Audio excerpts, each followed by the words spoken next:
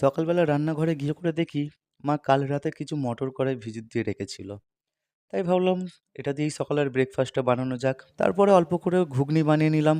আর সকালের ব্রেকফাস্টটা ঘুগনি মুড়ি দিয়ে কমপ্লিট করলাম। আর দুদিন ধরেই মা আমাকে আলু জমিতে ওষুধ দেওয়ার জন্য বলে যাচ্ছে। তারপর খাওয়া দাওয়া করে চলে গেলাম আলুর জমির ওষুধ নিতে। আর এদিকে ওষুধ নেওয়ার পর বাড়ির দিকে রওনা দিলাম। তারপর বাড়ি এসে ওষুধের ড্রামটা নিয়ে বেরিয়ে পড়লাম জমির দিকে। আর এইদিকে দেখো, এটা হচ্ছে সেই সর্ষে জমি যেখানে শাহরুখ খানের ডিরিয়াল যে তুজে দেখা তো এ জানা সনম গানটার শুটিং হয়েছিল। আর জমিতে গিয়ে জমির অবস্থা দেখে মনটা একটু খারাপ হলো। এবারেও মনে হয় আলুতে লস খাবো।